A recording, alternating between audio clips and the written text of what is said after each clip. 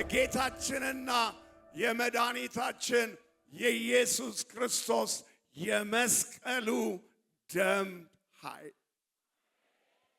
ሰማይንና ምድርን ከምድርም በታች ሁሉ ያስታረቀ ደም ማንም በሰማይና በምድር ሊያደርገው የማይችለውን የሰዎች ልጆች የኃጢአት ይቅርታና የኃጢአት ስርየት የሚሰጥ ክቡር ደም ክቡር ኃይል አለው በደሙ በክቡር በጉ ደም ኃይል አለው ግሩም ስራን የሚሰራ የፈሰሰው የኢየሱስ ደም ሃሌሉያ። መጽሐፍ ቅዱስ የያዝን ቆላስይስ ምዕራፍ 1 በጌታ በኢየሱስ ስም አነባለሁ። ቆላስይስ ምዕራፍ 1 ቁጥር 13 እና 14 ከዚያ ከቁጥር 19 እስከ 23 በጌታ በኢየሱስ ስም አነባለሁ። እንደዚህ ይላል፣ እርሱ ከጨለማ ስልጣን አዳነን። አሜን። እኔና እናንተ የዳነው ከጥልቅ ጨለማ ነው። እርሱ ከጨለማ ስልጣን አዳነን፣ ቤዛነቱንም እርሱንም የኃጢአትን ስርየት ወዳገኘንበት ወደ ፍቅሩ ልጅ መንግሥት አፈለሰን። ቁጥር 19 እግዚአብሔር ሙላቱ ሁሉ በእርሱ እንዲኖር በእርሱም በኩል መልእክቴ ነው በመስቀሉ ደም። እስቲ በመስቀሉ ደም በል። እንደገና ተናገረው። አንድ ጊዜ ተናገረው። እርሱም በእርሱ በኩል በመስቀሉ ደም ሰላም አድርጎ በምድር ወይም በሰማይ ያሉትን ሁሉ ለራሱ እንዲያስታርቅ ፈቅዷልና እናንተንም ነውርና ነቀፋ የሌላችሁ ቅዱሳን አድርጎ በእርሱ ፊት ያቀርባችሁ ዘንድ በፊቱ የተለያችሁትን ክፉ ስራችሁን በማድረግ በሐሳባችሁ ጠላቶች የነበራችሁትን አሁን በሥጋው ሰውነት በሞቱ በኩል አስታረቃችሁ። ሁለት ነገር ነው በውስጤ በጣም የማስበው። አንደኛው የጌታችንና የመድኃኒታችን የኢየሱስ ክርስቶስ መስቀል፣ ሁለተኛው የጌታችንና የመድኃኒታችን የኢየሱስ ክርስቶስ የደሙ ኃይል። ክርስቲያኖች እነዚህ ነገሮች ቤዚክ ናቸው፣ የእምነታችን መሰረቶች ናቸው።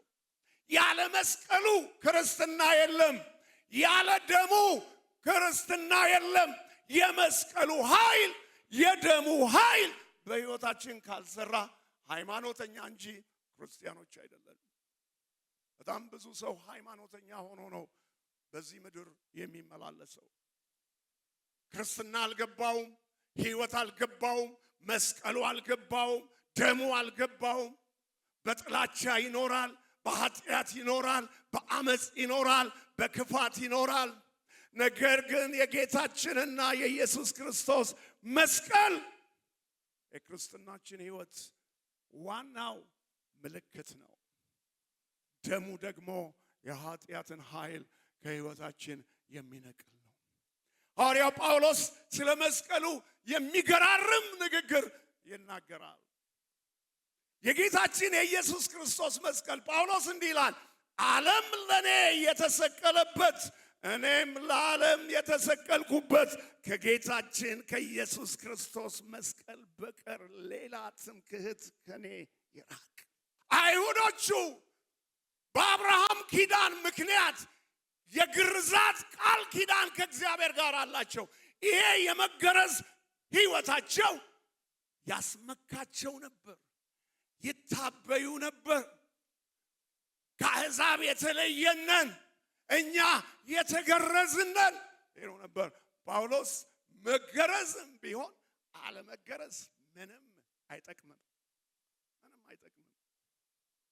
አንተ የቄስ ልጅ ብትሆን የወንጌላዊ ልጅ ብትሆን አባትህ ቄስ ቢሆን ምንም አይጠቅምም። 40 ዓመት ቸርች ብትቀመጥ ምንም አይጠቅምም። ሕይወትህ ካልተለወጠ የመስቀሉ ምስጢር ካልገባ የመስቀሉ ብርሃን ሕይወትህ ውስጥ ከሌለ የደሙ ኃይል ሕይወትህን ካልለወጠው ዋጋ የለውም ወንድሜ ቸርች መመላለስ። እና ጳውሎስ ምን ይላል? ዓለም ለኔ የተሰቀለበት። እግዚአብሔር አእምሮአችንን ይክፈተው። እስቲ እጅን አንሳና ዓለም ለኔ የተሰቀለበት በል። አምነህ ተናገረው። ዓለም ለኔ የተሰቀለበት፣ እኔም ለዓለም የተሰቀልኩበት ከጌታችን ከኢየሱስ ክርስቶስ መስቀል በቀር ሌላ ትምክህት ከኔ ይራቅ። ገንዘብህ ያስመካሃል፣ ዕውቀትህ ያስመካሃል፣ ስልጣንህ ያስመካሃል፣ ዘርህ ያስመካሃል፣ ዕድሜ ያስመካሃል፣ አገልግሎትህ ያስመካሃል። ወንድሜ እነዚህ ሁሉ ምንም አይጠቅሙም። አንድ ትምክህት የኢየሱስ ክርስቶስ የመስቀሉ ትምክህት። መስቀሉን ተሸክሞ ከኋላዬ የማይመጣ ቢኖር እርሱ ለኔ ሊሆን አይገባውም። መስቀሉ እኔነታችንን የምንገድልበት፣ መስቀሉ ትምክህቶቻችንን የምናፈርስበት፣ መስቀሉ ኢየሱስ ክርስቶስ ብቻ ትምክህታችን እንደሆነ የምንማርበት የጌታችንና የመድኃኒታችን የኢየሱስ ክርስቶስ መስቀል የኢየሱስ ክርስቶስ እጆችና እግሮች ለኔና ለአንተ የተቸነከሩበት፣ በራሱ ላይ የእሾክ አክሊል የተደፋበት፣ ከጭንቅላቱ ጎኑ በጦር የተወጋበት፣ ከጭንቅላቱ ከእጆቹ ከጎኑ ከእግሩ ደም እንደ ውሃ የፈሰሰበት የጌታችን የኢየሱስ ክርስቶስ መስቀል ትምክህቴ ነው። ትምክህቴ ነው። ትምክህቴ ነው። ምንድነው ያንተ ትምክህት?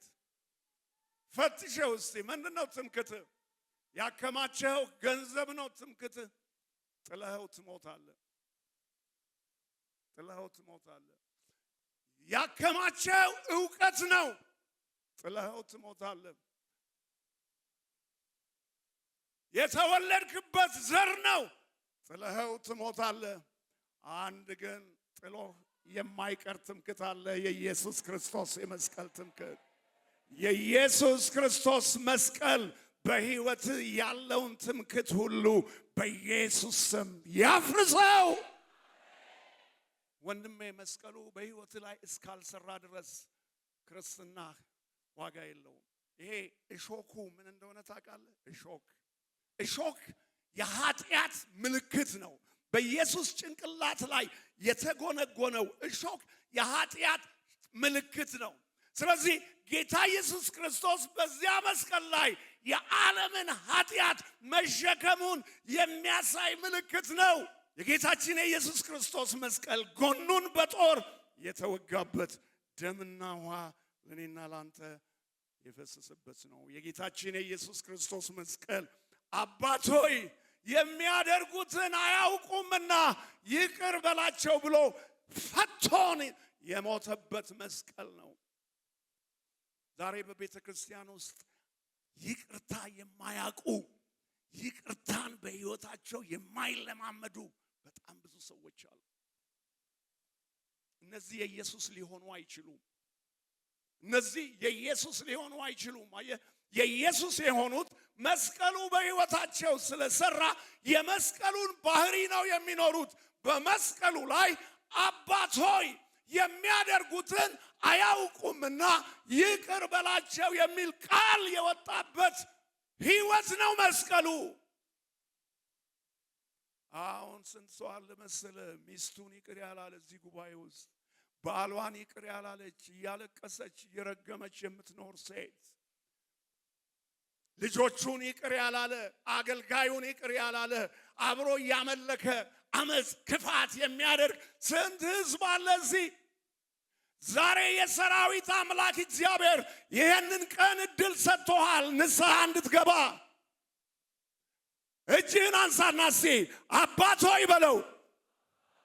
የሚያደርጉትን አያውቁምና የበደሉኝን ሁሉ ይቅር በላቸው። እኔም በዚህ ሰዓት ይቅር እላለሁ። መስቀሉ የይቅርታ ምልክት ነው። መስቀሉ የፍቅር ምልክት ነው። መስቀሉ ሰዎችን ሁሉ የምንወድበት ነው። አየህ፣ የኢየሱስ ክርስቶስ ፍቅር አንተ ከተወለድክበት ጎሳና ዘር አልፎ ካልሄደ ገና ነህ። መዳንህ ራሱ ያጠራጥራል። ባንተ ውስጥ ያለው ፍቅር ወደ ሌሎቹ ካልደረሰ ገና ነህ ወንድሜ፣ መዳንህ ገና ነው።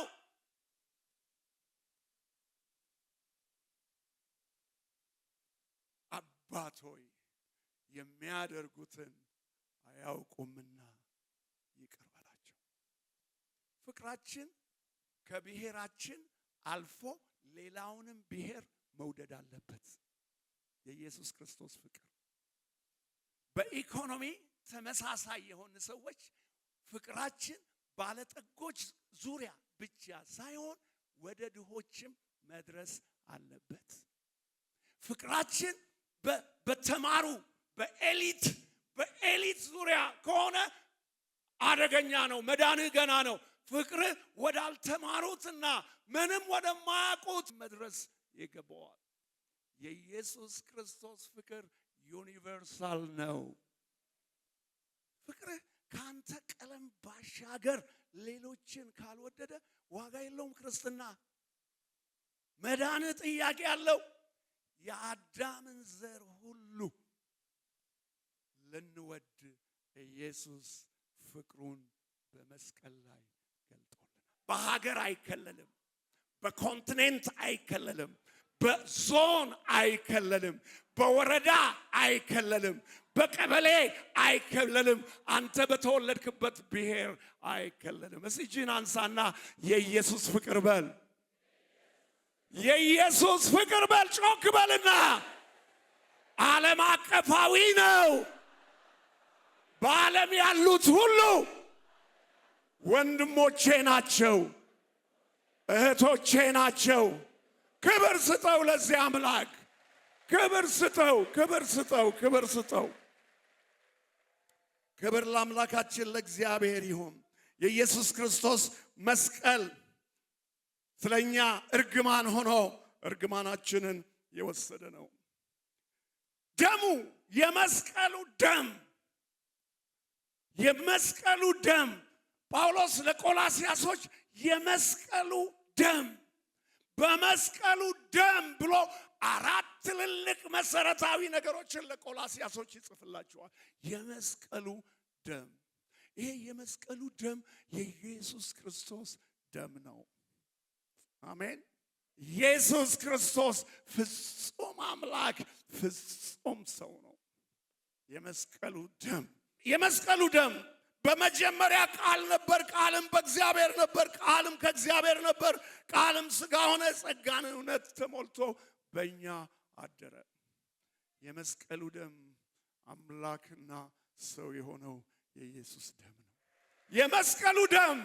የመስቀሉ ደም በመንፈስ ቅዱስ ኃይል የተጸነሰ ከሴቲቱ ዘር የተወለደ ቅዱሱ የእግዚአብሔር ልጅ ደም ነው። የመስቀሉ ደም የማይታየው አምላክ ምሳሌ የሆነ ሁሉ ከእርሱ ሁሉ በእርሱ የተፈጠረ ነው። የመስቀሉ ደም አሜን፣ አሜን። ስለዚህ የመስቀሉ ደም ልዩ ደም ነው። የመስቀሉ ደም ከኃጢአት የጸዳ ንጹህ ደም ነው። የመስቀሉ ደም ክቡር ደም ነው። የመስቀሉ ደም ሕያው ደም ነው እና በጣም አስብ ነበር። ስለዚህ የመስቀሉ ደም የኢየሱስ ደም ምንድን ነው ሳል የጌታ መንፈስ ከሴት የተወለደ ነው። የወንድ ፈቃድ የለበትም። አየ። ስለዚህ ኃጢአተኛው የአዳም ዲኤንኤ ኢየሱስ ውስጥ የለም። በመንፈስ ቅዱስ የተጸነሰ ነው። አሜን። ስለዚህ ንጹህ ነው። ንጹህ ነው። እድፍ የሌለበት ነው። ተንኮል የሌለበት ነው።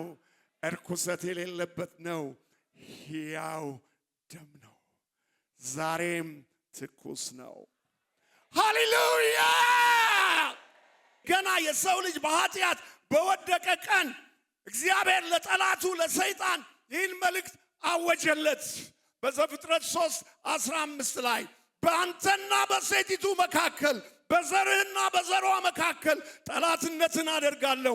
እርሱ ራስህን ይቀጠቅጣል፣ አንተም ሰኮናውን ትቀጠቅጣለህ። ይሄ የዛሬ 2000 ዓመት በቀራንዮው መስቀል ላይ ተፈጸመ።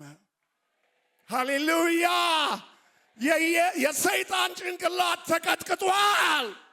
የኃጢአት ጉልበት ተሰብሯል። የሞት ኃይል ተሰብሯል። ኢየሱስ ሞትን አሸንፎ ተነስቷል። በብሉይ ኪዳን ዘመን በሕጉ መሰረት የደም መስዋዕት ለኃጢአት ማስተሰሪያ ይቀርብ ነበር። በዘጸአት 30:10 ላይ የእግዚአብሔር ቃል እንዲህ ይላል፣ አሮንም በዓመት አንድ ጊዜ በቀንዶቹ ላይ ማስተሰሪያ ያደርጋል። በዓመት አንድ ጊዜ ለልጅ ልጆቻችሁ ማስተሰሪያ በሚሆነው በኃጢአት መስዋዕት ደም ማስተሰሪያ ያደርጋል። ለእግዚአብሔርም ቅድስተ ቅዱሳን ነው። ይህም ደም በአዲስ ኪዳናችን ወደሚፈሰው ኋላም ወደ ፈሰሰው ወደ ክርስቶስ ኢየሱስ ደም አመልካች ነው። አሜን። ጌታችን ኢየሱስ ክርስቶስ በማቴዎስ 26 27 28 እንዳለው ጌታ ኢየሱስ ክርስቶስ አልፎ በተሰጠባት በዚያች ሌሊት ጽዋን አንስቶ አመስግኖ ሰጣቸው ይላል። እንዲህም አለ፣ ሁላችሁ ከእርሱ ጠጡ፣ ለብዙዎች ለኃጢአት ይቅርታ የሚፈሰው የአዲስ ኪዳን ደሜ ነው። አሜን። አሮጌው ኪዳን ተዘግቷል። የመስቀሉ ደም የአዲስ ኪዳን ደም ነው። እስቲ የአዲስ ኪዳን ደም ነው ብልናችሁ እስቲ ሃሌሉያ!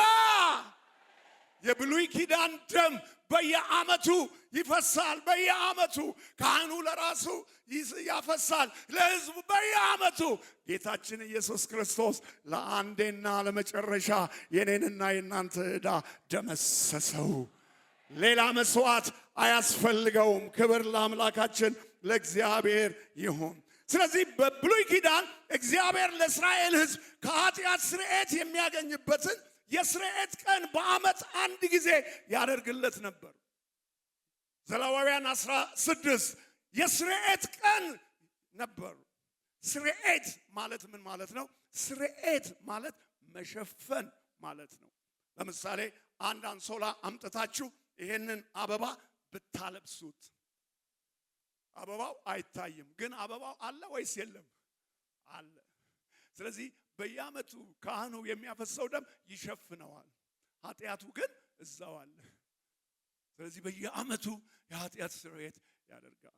ነገር ግን አንድ ቀን ጌታችን ኢየሱስ ክርስቶስ ሲመጣ ዮሐንስ በሩቅ አየውና እንደዚህ ብሎ አለ፣ እነሆ የዓለምን ኃጢአት የሚያስወግድ የእግዚአብሔር በግ። ኃጢአትህ በኢየሱስ ደም ተወግዷል። ኃጢአትህ በኢየሱስ ደም ተወግዷል። የዓለምን ኃጢአት የሚያስወግድ የእግዚአብሔር በግ ታርዶልሃል። ንገረው በጎን ላለው ሰው ኃጢአትህ ተወግዶልሃል በለው። ኃጢአትሽ ተወግዶልሻል በላት። ሃሌሉያ! የኢየሱስ ክርስቶስ ደም ኃጢአትን ያስወግዳል። ሃሌሉያ! ስለዚህ በዚህ ቀን ዘሌዋውያን 16:30 ምን ይላል? በዚህ ቀን ትነጹ ዘንድ ማስተሰሪያ ይሆንላችኋልና በሰባተኛ ወር ከወሩም በ10ኛው ቀን ራሳችሁን አስጨንቋት፣ በእግዚአብሔርም ፊት ከኃጢአታችሁ ሁሉ ትነጻላችሁ። በስርየት ቀን በየዓመቱ እንደዚህ ያደርጉ ነበር። እኔና አንተ ግን ለአንዴና ለመጨረሻ ዕዳችን ተከፍሎልናል። ዕዳችን ተከፍሎልናል። ዕዳችን ተከፍሎልናል።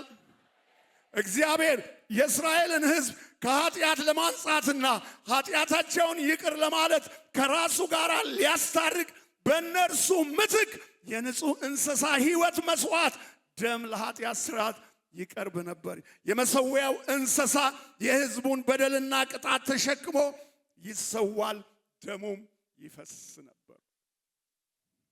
በዘሌዋውያን 17:11 ላይ ምን ይላል?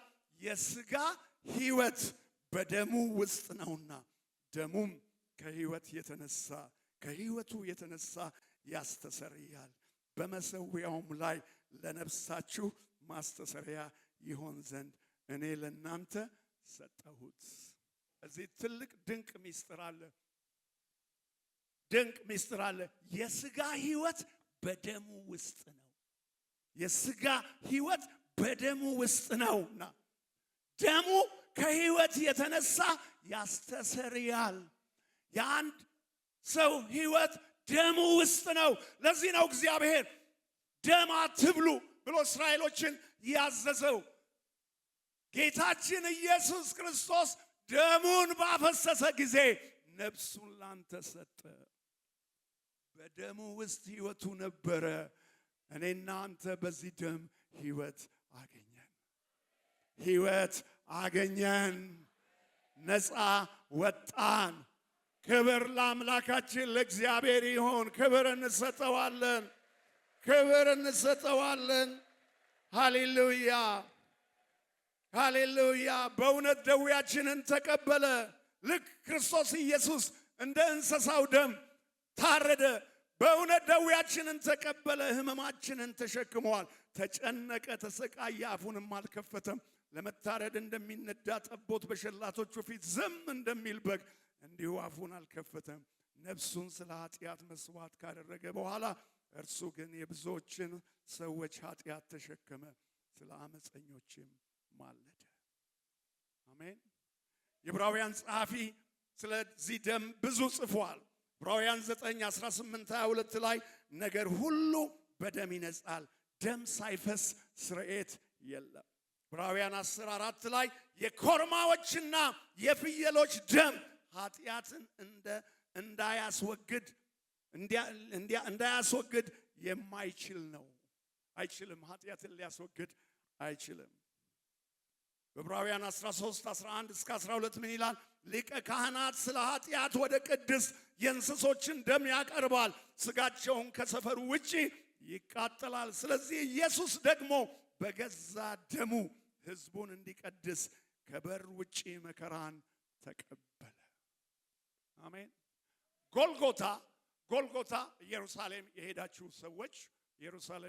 ሰዎች ጎልጎታ ትንሽ ወጣ ብሎ ነው። ከኢየሩሳሌም ወጣ ብሎ ነው። ኮረብታው ወጣ ብሎ ነው ያለው እና ከሰፈር ወጣ። ጌታ ኢየሱስ ከሰፈር ወጥቶ ነው በጎልጎታ መስቀል ላይ የሞተው። የመስቀሉ ደም ምን ያደርግልናል? በሕይወታችን ምን ይሰራልናል? የጌታችንና የመድኃኒታችን የኢየሱስ ክርስቶስ የመስቀሉ ደም አንደኛ በሰማይና በምድር ያሉትን ሁሉ ከእግዚአብሔር ጋር እርቅና ሰላም አደረገልን። አሜን። ቆላስይስ 1:19-20 በእርሱ በኩል በመስቀሉ ደም ሰላምን አድርጎ በምድር ወይም በሰማይ ያሉትን ሁሉ ለራሱ እንዲያስታርቅ ፈቅዷል። በሰማይም በምድርም ያለውን ፍጥረት ሁሉ የመስቀሉ ደም ከአብ ጋር እርቅ አደረገ። አሜን። ጳውሎስ ለቆሮንቶሶች ሲጽፍ እግዚአብሔር በክርስቶስ ሆኖ ዓለሙን ከራሱ ጋር ያስታርቅ ነበረ፣ በደላቸውንም አይቆጥርባቸውም ነበር ይላል ሁለተኛ ቆሮንቶስ 5:19። ስለዚህ መስቀሉ እርቅና ሰላም ነው ከእግዚአብሔር ጋር። በፊት የተለያችሁትን ክፉ ስራችሁንም በማድረግ በሐሳባችሁ ጠላቶች የነበራችሁትን አሁን በስጋው ሰውነት በሞቱ በኩል አስታረቃችሁ። የመስቀሉ ደም ሰላማችን ነው። የመስቀሉ ደም እርቃችን ነው። እና ከሰው ጋር ያላችሁ ችግር ያለባችሁ ሰዎች ዛሬ የእርቅ ቀን ነው። ዛሬ የእርቅ ቀን ነው በሉት። በጎናችሁ ያለውን ሰው ዛሬ የእርቅ ቀን ነው በለው። ዛሬ የሰላም ቀን ነው በለው። በቤታችሁ ችግር ያለባችሁ ታረቁ። ዛሬ የእርቅ ቀን ነው። በጎረቤት የተጣላችሁ ታረቁ። ዛሬ የእርቅ ቀን ነው። በፖለቲካ የተጣላችሁ ዛሬ ታረቁ። የእርቅ ቀን ነው። የተባበሩት መንግስታት ሊያስታርቅህ አይችልም። የኢየሱስ ክርስቶስ ደም ግን እርቅና ሰላም ይሰጠናል። የመስቀሉ ደም እርቅ ብቻ ሳይሆን ሰላም፣ በመስቀሉ ደም ሰላም አድርጎ ይላል ጳውሎስ። በመስቀሉ ደም ሰላም፣ ሰላም ከእግዚአብሔር ጋር፣ ሰላም ከባልንጀራ ጋር፣ ሰላም ከራስህ ጋር። ጳውሎስ ለኤፌሶን ክርስቲያኖች የጻፈውን ታውቃላችሁ ሁላችሁም። በአይሁድና በአሕዛብ መካከል የነበረውን ልዩነት እንደዚህ ብሎ ይናገራል። በዚያ ዘመን ከእስራኤል መንግስት ርቃችሁ ለተስፋው ቃል ኪዳን እንግዶች ሆናችሁ በዚህም ዓለም ተስፋ አጥታችሁ ከእግዚአብሔር ተለይታችሁ ያለ ክርስቶስ ነበራችሁ ይላቸዋል አሕዛብን። ኤፌሶን 2:13 አሁን ግን በፊት ርቃችሁ የነበራችሁ በክርስቶስ ኢየሱስ ሆናችሁ በክርስቶስ ደም ቀርባችኋል። አሜን። በክርስቶስ ደም ቀርባችኋል። አሜን። እርሱ ሰላማችን ነውና ሁለቱን ያዋሃደ ማንና ማንን ነው? አሕዛብንና አይሁድን ማለቱ ነው። ሁለቱን ያዋሃደ በአዋጅ የተነገሩትን የትእዛዝ ሕግ ሽሮ በመካከል ያለውን የጥልን ግድግዳ በስጋው ያፈረሰ፣ ይህም ከሁለታቸው አንድን አዲስን ሰው በራሱ ይፈጥር ዘንድ ሰላምን ያደርግ ዘንድ ጥልንም በመስቀል ገድሎ በእርሱ ሁለታችሁ በአንድ አካል ከእግዚአብሔር ጋር ያስታርቅ ዘንድ ነው። መጥቶም ርቃችሁ ለነበራችሁ ለእናንተ ሰላምን፣ ቀርበው ለነበሩትም ሰላምን የምስራች ብሎ ሰበከ። የመስቀሉ ደም ሰላማችን ነው። አሜን አሜን። የመስቀሉ ደም ሰላማችን ነው። አሜን። ለኛ ለጴንጤዎች ከማንኛውም ብሔር ብሔረሰብ ጋር ለመኖር ችግር የለብንም። የመስቀሉ ደም ሰላማችን ነው። እስቲ ንገረው በጎኑ ላለው የመስቀሉ ደም ሰላማችን ነው በለው። በሕይወታችሁ ያለ ግድግዳ በዚህ የመስቀል ኃይል የፈረሰ ይሆን። በአእምሯችሁ ያለ ግድግዳ ያልፈረሰ አስተሳሰብ በመስቀሉ ጉልበት በኢየሱስ ስም የፈረሰ ይሆን። የምናመልክባት ቤተክርስቲያን ሞዴል ቤተክርስቲያን መሆን አለባት። ከምባታው የሚያመልክበት፣ ወላይታው የሚያመልክበት፣ ሲዳማ የሚያመልክበት፣ ጋምቤላው የሚያመልክበት፣ ቤንሻንጉል የሚያመልክበት፣ አፋሩ የሚያመልክበት፣ ሐረሬው የሚያመልክበት፣ ሶማሌው የሚያመልክበት፣ ከዚህ የወጣ አስተሳሰብ፣ ከዚህ የወጣ አገልግሎት በኢየሱስ ስም የፈረሰ ይሆን። በኢየሱስ ስም የፈረሰ ይሆን። ከመሪዎች፣ ከአገልጋዮች፣ ከትልልቅ ሰዎች በተለይ በኢየሱስ ስም የፈረሰ ይሆን። ለቤተ ክርስቲያን በተሰጠው ስልጣን አፈረስኩት፣ ከዚህ ቀን ጀምሮ የፈረሰ ይሆን። ሰው ሁሉ ወንድምህ ነው። እስኪ ንገረው በጉሉ ሰው ሁሉ ወንድምህ ነው በለው።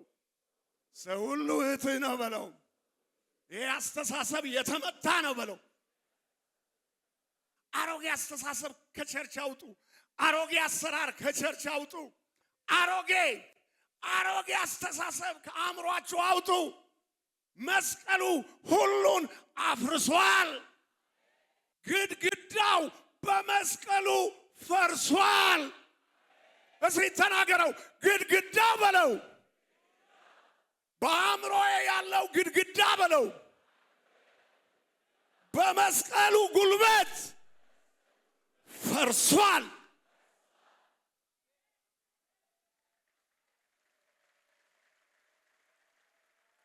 ይህንን ቤተ ክርስቲያን የሰራንበት ዋናው ምክንያት ለእግዚአብሔር ክብር፣ ለሚቀጥለው ትውልድና ለሚመጣው ሪቫይቫል ነው። ይሄ የሚመጣው ሪቫይቫል ዘረኝነትን ይጠላል።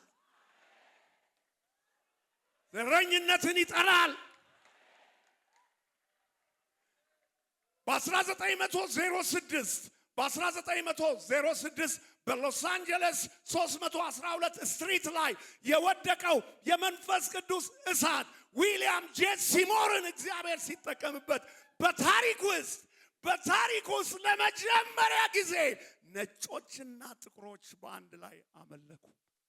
ሪቫይቫል የሚያደርገው ነገር ምን መሰለ? ሪቫይቫል የሚያደርገው የዘር ልዩነት ይደመስሳል። የሰዎችን አንድነት ያመጣል። ጥቁሮች ከነጮች ጋር ያመልካሉ። አፍሪካ ከኤዥያ ጋር ያመልካል። ሪቫይቫል ሲመጣ ሰውን ሁሉ እኩል ያደርጋል። እዚህ ጋር ከሌለ ይኸውልህ እግዚአብሔር በካልቾ ይመታሃል፣ ያወጣሃል ከቤቱ። ምክንያቱም የሱ የሪቫይቫል ጊዜ መጥቷል። ሪቫይቫል እየመጣ ነው። ሪቫይቫል እየመጣ ነው። ክብሩን የምናይበት ጊዜ እየመጣ ነው። እግዚአብሔር እንቅፋትን ከቤቱ ያስወግዳል፣ እርምን ከቤቱ ይነቅላል። ለዚህ ነው መስራት ያለብን። ስለዚህ ይሄንን በመካከላችን ፍጹም ልብ፣ ፍጹም አንድነት በሕይወታችን እንዲኖር ያስፈልገናል። የጌታችን የኢየሱስ ክርስቶስ መስቀል የመስቀሉ ደም ምንድን ነው የሚያደርግልን? የመስቀሉ ደም የኃጢአትን ይቅርታና የኃጢአትን ስርየት ሰጠን። ሃሌሉያ! የኃጢአትን ይቅርታና የኃጢአትን ስርየት ሰጠን። አሜን። ይኸውልህ መጨፈር ካለብህ ሆደ ስለጠገበ ሳይሆን መጨፈር ካለብህ የኃጢአትን ይቅርታና የኃጢአትን ስርየት ስላገኘ ነው። ስማኝ፣ በዓለም ላይ ለሰው ልጅ ትልቁ ብልጽግናና ሀብቱ የኃጢአት ይቅርታና የኃጢአት ስርየት ማግኘቱ። ሃሌሉያ! ወንድሜ የኃጢአት ስርየትና የኃጢአት ይቅርታ ካለ በምንም መንገድና በምንም ምክንያት ዝቅተኝነት አይሰማህ። ገንዘብ ባይኖርህ፣ ስልጣን ባይኖርህ፣ ከጥሩ ዘር ባለመወለድህ ፈጽሞ ዝቅተኝነት አይሰማህ። ፈጽሞ በዚህ ዓለም ላይ የከበሩና ከፍ ያሉ ሰዎች የኃጢአትን ይቅርታና ስርየት ያገኙ ናቸው። በዚህ ዓለም ላይ ከፍ ያለው ሰው እሱ ነው። ውሸት ነው።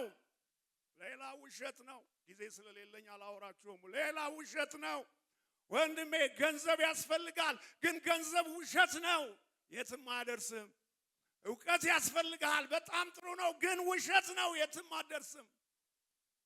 ሕይወትን ወደ ክብርና ከፍ ወዳለ ስፍራ የሚያደርስ የኢየሱስ ደም ነው።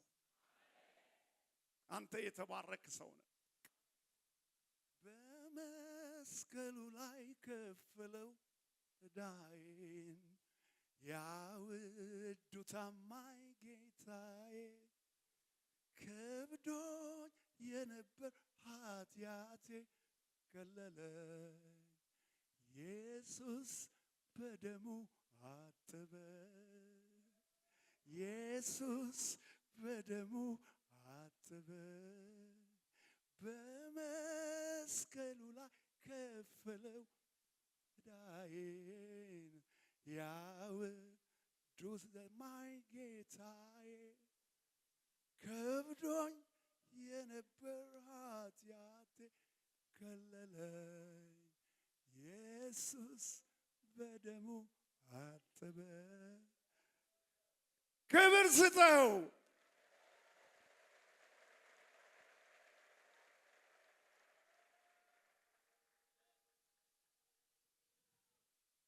አሜን። የክርስቶስ ኢየሱስ የመስቀሉ ደም ሶስተኛው ከአባቶቻችን ከወረስነው ከኃጢአት እርግማን ዋጀን። አሜን። ከትውልድ ከሐረግ ከተወለድክበት ዘር የሚተላለፍ የኃጢአት ስር አለ። አንዳንዶቻችን በህይወታችን ችግር ያለብን አንዳንድ ሰዎች አንዳንዱ ችግር ከኛ የመጣ ሳይሆን ከዘር ሐረጋችን የመጣ ችግር ነው። በጤንነታችን ላይ፣ በህይወታችን ላይ፣ በባህሪያችን ላይ ይሄን በጣም በጾምና በጸሎት ከህይወታችሁ እንዲቆረጥ መጸለይ ያለባችሁ። ከአባቶቻችን የወረስናቸው ክፉ ውርሶች አሉ። ያንን በክርስቶስ ደም ከኛ መቋረጥ ይገባዋል። ከአባቶቻችሁ ከወረሳችሁት ከከንቱ ኑሯችሁ በሚያልፍ ነገር በብር ወይም በወርቅ ሳይሆን ነውርና እድፍ እንደሌለው እንደ በግ ደም በክቡር የክርስቶስ ደም እንደተዋጃችሁ ታውቃላችሁ። በክቡር የክርስቶስ ደም፣ እስቲ በክቡር የክርስቶስ ደም በል። ተዋጅቻለሁ፣ ተዋጅቻለሁ። አሜን። መዋጀት ማለት ዋጋ ከፍሎ መግዛት ማለት ነው። መዋጀት ማለት ከጥፋት ከባርነት ከሞት ማዳን አርነት ማውጣት ማለት ነው። መዋጀት ማለት ራእይ 5:9-10 በሰማይ የሚዘመረው መዝሙር መጽሐፉን ትወስድ ዘንድ ማኅተሙንም ትፈታ ዘንድ ይገባል። ታርደሃልና በደምህም ለእግዚአብሔር ከነገድ ሁሉ ከቋንቋ ሁሉ ከወገን ሁሉ ከሕዝብ ሁሉ ሰዎችን ዋይተ ለአምላካችን መንግሥት ካህናት የሆኑ ዘንድ አደረካቸው፣ በምድርም ይነግሳሉ እያሉ አዲሱን ቅኔ ይዘምራሉ። ወንድሜ ይኸውልህ በሰማይ የምትዘምረው መዝሙር ይሄ ነው። እዚህ ተለማመደው እንዳትቸገር። ከነገድ ከቋንቋ ከወገን ከሕዝብ ሁሉ ዋይተ በደምህ ስላዳንከም ብለው ነው የሚዘምሩት። ከዚያ ውጭ ጭንቅላት ውስጥ ካለ እዛ መንግሥተ ሰማያት አትገባም። ውጭ ነው የምትቀረው። እዛ የሚገቡ ነፃ የወጡ ናቸው፣ የተዋጁ ከነገድ ከቋንቋ ከወገን ከሕዝብ ነፃ ወጥተው በክርስቶስ ደም አንድ የሆኑ ናቸው። ዋጀን። ክብር ለስሙ ይሁን። በእንጨት ላይ የሚሰቀል ሁሉ የተረገመ ነው ተብሎ ተጽፏልና ክርስቶስ ስለ እኛ እርግማን ሆኖ ከሕግ እርግማን ዋጀን። አሜን። ከአባቶቻችን ከወረስነው እርግማን ዋጀን። ከሕግ እርግማን ዋጀን። ተዋጅቻለሁ በልና ጩህ እስቲ። ተዋጅቻለሁ በልና ጩህ። ወንድሞቼና እህቶቼ አንድ የሚጨንቀኝ ነገር በጣም ብዙ ክርስቲያን ስለ እምነቱ ሲሪየስ አይደለም። ስለ እምነቱ ሲሪየስ አይደለም። እና ይሄ ነው በጣም የሚያስጨንቀኝ። አሁን በዚህ ትውልድ የማየው ነገር ብዙ ክርስቲያን ሲሪየስ አይደለም፣ ለእምነቱ ግድ የለውም። እና በየአብያተ ክርስቲያናቱ አያለሁ፣ በየቸርቹ በአገሪቱ በአገሪቱ ከጫፍ እስከ ጫፍ ዞሬ ሰብካለሁ አያለው። ክርስቲያን ለእምነቱ ሲሪየስ አይደለም፣ ሲሪየስ አይደለም። አንተ ኢየሱስ ነፍሱን ለሰጠበት ለሞተለት ሕይወት ሲሪየስ ካልሆንክ ለምንድን ነው ሲሪየስ የምትሆነው? ለምንድን ነው ሲሪየስ የምትሆነው? የኢትዮጵያ ክርስትና በጣም በጣም በጣም አጠያያቂ ደረጃ ላይ ነው ያለው። ለእምነታችን ሲሪየስ አይደለንም። ለጸሎት ሲሪየስ አይደለንም። ለቃሉ ሲሪየስ አይደለንም። አንዳንዶቻችን ጨርቅ ቀይረናል። አንዳንዶቻችን ጫማ ቀይረናል። በቃ እሱ ነው ቢግ ኢሹ። ፎርጌት ዛት እርሳው እርሱን። የትም አደርስም። እንኳን እዚህ ደሃ ሀገር ተቀምጠ በሰለጠነው ዓለም የትም አላደረሰውም። አንተ ጌታ የመጀመሪያ ነው። እስቲ እጅህን አንሳና ዛሬ ንስሐ ግባ። ጌታዬ የመጀመሪያ ነው በለው። ጌታዬ የመጀመሪያ ነው በለው።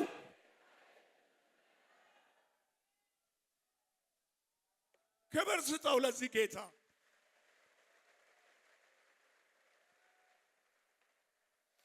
እኔ ካልተናገርኩ ማንም ሌላ ሰው ሊናገርህ አይችልም። ለምን? ስለሚፈራ። አሁን እነዚህ ወጣት ሰባኪዎች ሊነግሩህ አይችሉም። እኔ ይፈሩሃል። እኔ ነኝ ልነግርህ የምችለው። በቅርብ ጊዜ የኢትዮጵያ መጽሐፍ ቅዱስ ማህበር ዋና ጸሐፊ የዓለም መጽሐፍ ቅዱስ ጉባኤ አውሮፓ ላይ ተካሄደ እና የኢትዮጵያ መጽሐፍ ቅዱስ ማህበር በዓለም ላይ ካሉት አገሮች መጽሐፍ ቅዱስ በማሰራጨት አንደኛ ወጣ።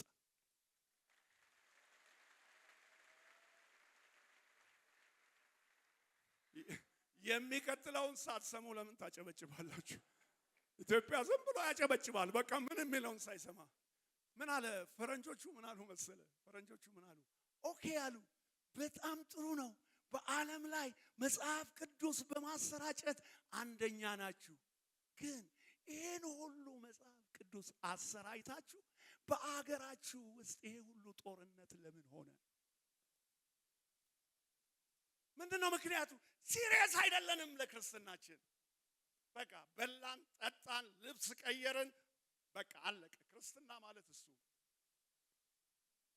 ስለዚህ በቃ ዓለም እየሳቀብን ነው። እኛ ስናሸበሽብ፣ እኛ ስንዘል ምናምን። ግን ዓለም ምን ይላል? Hey Pastor Gitu, you are preaching very strong in our country. You challenge us, but how about your country? How is your country? Why not you preach in your country this? Why the fighting? ጦርነቱ ለምን? ዓለም እንደዛ ነው የሚያየን።